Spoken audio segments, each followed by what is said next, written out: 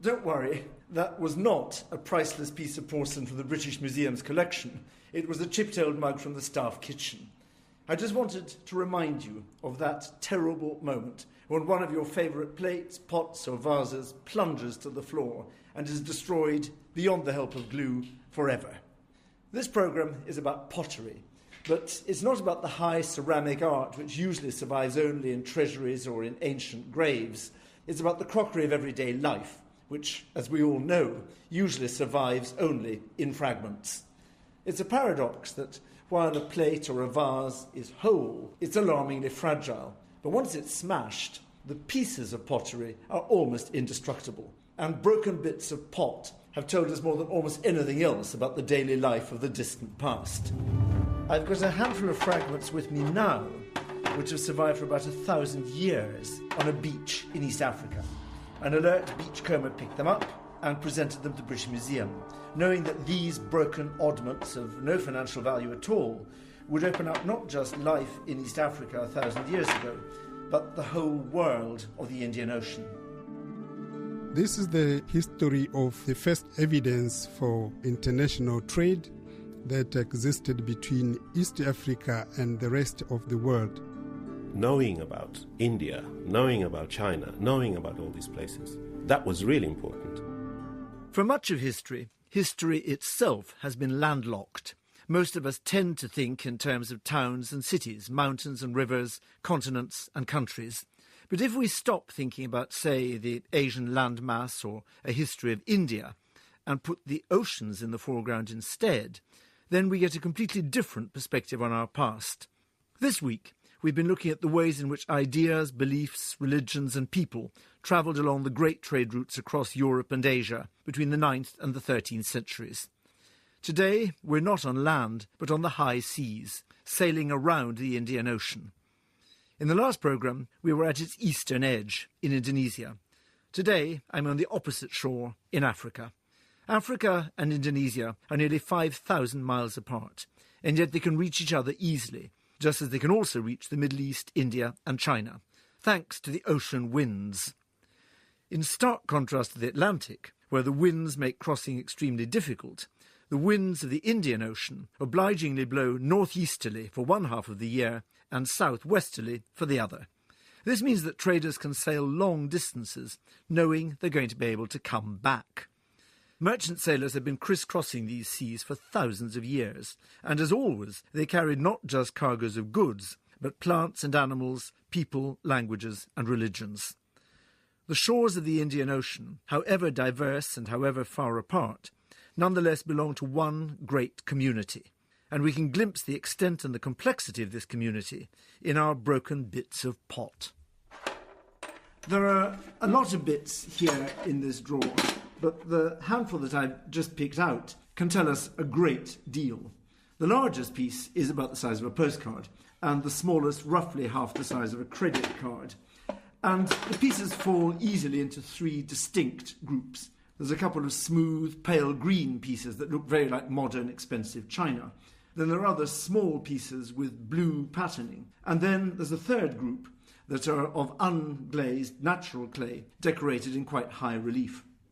The pots that these fragments were once part of, in fact, come from widely different parts of the world. But between 600 and 900 years ago, all these fragments were thrown away in one place, on the same beach in East Africa. They were found at the bottom of a low, crumbling cliff at Kilwa Kisiwani Island in Tanzania.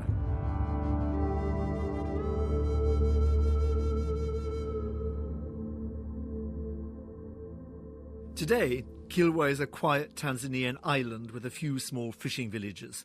But around the year 1200, it was a thriving port city, and you can still find the ruins of its great stone buildings and of the largest mosque of its time in sub-Saharan Africa. A later Portuguese visitor describes the city as he found it in 1502. The city comes down to the shore and is surrounded by a wall and towers, within which there may be 12,000 inhabitants. The streets are very narrow, as the houses are very high, of 3 and 4 stories, and one can run along the tops of them upon the terraces, as the houses are very close together, and in the port are many ships. Kilwa was the southernmost and the richest of a chain of towns and cities strung along the East African coast, running from Tanzania north through Mombasa in modern Kenya to Mogadishu in Somalia. These communities were always in touch with each other, sailing up and down the coast, and they also mixed constantly with traders coming across the ocean. I'm back with the evidence of all this trade, the broken crockery. It's quite clear, even to me, that the pale green shards are Chinese porcelain, fragments from beautiful luxury bowls or jars, celadon ware, which the Chinese were manufacturing in industrial quantities and exporting not just to Southeast Asia, but across the Indian Ocean to the Middle East and to Africa. As well as the Chinese porcelain, there are other bits of pot here that have clearly travelled a long way to get to Kilwa. I'm looking at the moment at a blue piece with black geometric patterning on it that obviously comes from the Arab world. And when you look at this fragment under the microscope, you can see that the composition of the clay means that it was made in Iraq or Syria. And there are other pieces here that come from Oman or different parts of the Gulf. These fragments alone would be enough to demonstrate the strength and the extent of Kilwa's links with the Islamic Middle East. The people of Kilwa clearly loved foreign pottery. They used it for dining, and they also adorned their houses and mosques with it, setting decorated bowls into walls and arches. Pottery, of course, was only one element in the thriving import-export trade that made Kilwa's fortune, but it happens to be the toughest and the most enduring. Also coming in, though, were cottons from India, a trade that continues to this day, Chinese silks, glass, jewellery and cosmetics. In exchange, Kilwa was trading luxuries, commodities and slaves. A later Portuguese visitor conjured up the rich exchanges that took place at harbours like Kilwa. They are great traders in cloth, gold, ivory and divers other wares with the Moors and other heathen of India. And to their haven come every year many ships with cargoes of merchandise, from which they get great store of gold, ivory and wax.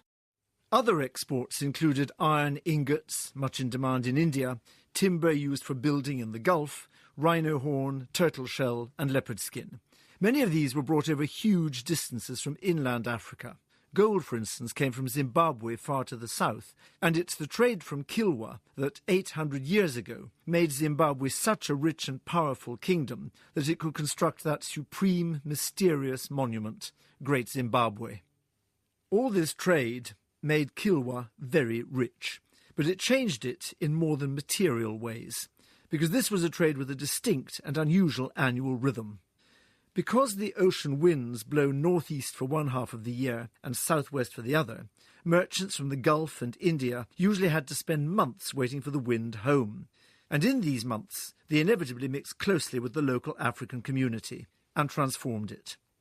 In due course, thanks to these Arab traders, the coastal towns were converted to Islam, and Arabic and Persian words were absorbed into the local Bantu language to create a new lingua franca, Swahili. The result was a remarkable cultural community, running through the coastal cities from Somalia to Tanzania, from Mogadishu to Kilwa, a kind of Swahili strip, if you like, Islamic in faith and cosmopolitan in outlook. But the core of Swahili culture remains unquestionably African, as the historian Bertram Mapunda explains. We know that when these immigrants came to East Africa, they came here because there were attractions here. And one of the attractions was trade. It was because of these local people who had attracted them that the Swahili culture later on was born. So it's not true to say this is something which was brought from outside when we know that there were local people here who had contributed the starting point, and from there then people from outside came and were interested. The last piece of pottery makes this point very well. It's brown, it's a fragment of fired clay, and it's got bold raised decoration. It's pottery clearly made for cooking and for everyday use. The clay is local, and the manufacture is distinctly African. And it shows that the African inhabitants of Kilwa, while happily enjoying and collecting foreign pottery, continued, as people always do, to cook in their own traditional way with their own traditional pots. And it's pots like this one that also tell us that the Africans were themselves sailing and trading across the Indian Ocean, because fragments like these ones have been found in ports across the Middle East. And we know from other sources that African merchants traded to India and that cities of the Swahili Strip were sending their own envoys to the Chinese court.